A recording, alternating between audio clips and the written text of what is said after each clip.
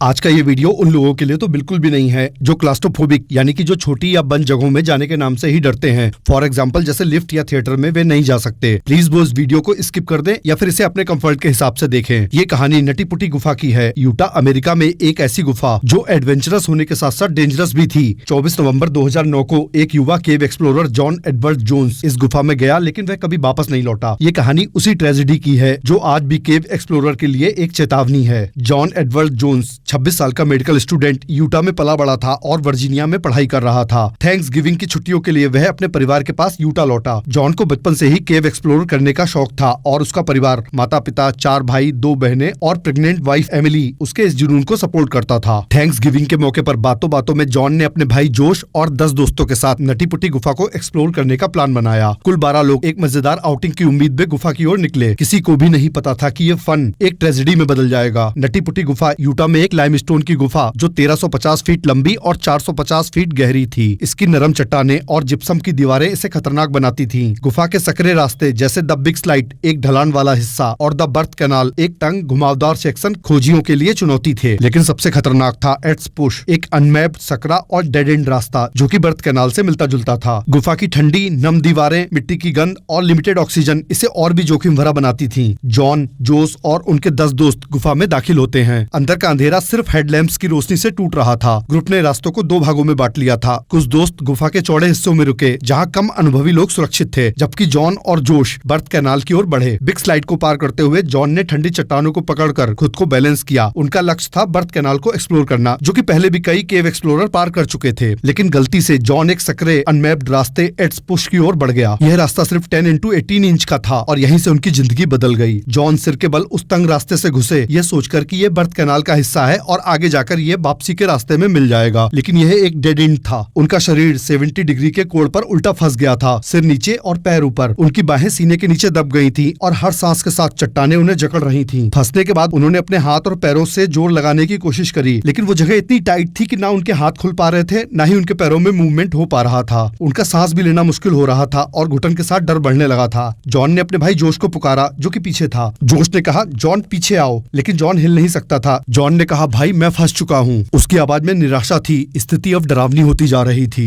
जोश ने तुरंत मदद बुलाई और बचाव दल रात के 12:30 बजे गुफा में पहुंचा। एक रेस्क्यू वॉलंटियर तंग रास्तों से रेंगकर जॉन तक पहुंचा और उन्हें शांत रखने की कोशिश की। जल्दी बचाव कर्मियों ने एक यांत्रिक पुलिस सिस्टम बनाया। चट्टानों में बोल्ट और एंकर गाड़े गए और जॉन को हार्नेस से जोड़ा गया। शुरुआत में सिस्टम ने काम किया। जॉन कुछ इंच ऊपर खिंचे, लेकिन तभी एक जोरदार आवाज के साथ एक एंकर चट्टान टूट गई। रस्सी ने तेज झटका दिया और जॉन फिर से नीचे फंस गए और सारा प्रयास ध्वस्त हो गया। गुफा की कमजोर दीवारें और तंग रास्ते बचाव को असंभव बना रहे थे। जॉन के पैरों को पकड़कर ऊपर खींचने के लिए इतना स्पेस भी नहीं था कि उनके पैरों को ऊपर करके उनको बाहर निकाला जा सके। एक राय ये भी बनी कि जॉन के पैर तोड़कर उनको बाहर निकाला जाए, लेकिन बाद में सबके डिस्कशन से इस प्लान को भी विड्रॉ कर दिया गया। जॉन उस तंग रास्ते में 27 घंटों से फंसे थे। उनकी सांसें भारी थीं और दिल पर प्रेशर बढ़ता जा रहा था। बचाव कर्मियों ने हर कोशिश करी, लेकिन जॉन का शरीर अब जवाब देने लगा था। आखिरी बार उन्हें पत्नी एमिली से वॉकी टॉकी पर बात करवाया गया। एमिली की आवाज गुफा में गूंजी, जॉन तुम बहुत मजबूत हो, मैं और हमारा बच्चा तुम्हारा इंतजार कर रहे हैं। जॉन ने कमजोर आवाज में जवाब तो दिया, लेकिन जल्द ही उनकी आवाज थम गई। 25 नवंबर 2009 की रात 11:56 पर जॉन की सांसें रुक गईं। बचाव कर्मियों ने पुकारा, लेकिन अब सिर्फ सन्नाटा था। जॉन अब इस दुनिया में नहीं थे। जॉन का शरीर निकालना असंभव था। उनके परिवार और अधिकारियों ने फैसला लिया कि नटीपटी गुफा को ही उनकी अंतिम विश्राम स्थली बनाया जाएगा, यानी नटीपटी गुफा को ही उनकी ग्रेव में बदल दिया जाएगा। दिसंबर 2009 में गुफा के मेन गेट को विस्फोटकों से उड़ा दिया गया और कंक्रीट से सील कर दिया गया। जो गुफा कभी एडवेंचर का प्रतीक थी, अब एक समाधि बन गई। ये ट्रेजेडी केव एक्सप्लोरर के लिए एक चेतावनी बनी। हमेशा मैप और अनुभवी गाइड्स के साथ जाएं, अपनी सीमाओं को समझें और प्रकृति के खतरों का सम्मान करें। नटीपटी गुफा की दीवारों में जॉन की कहानी आज भी गूंजती है, जो हमें सिखाती है कि साहसिक कार्य जितना रोमांचक है, उतना ही जोखिम भरा भी।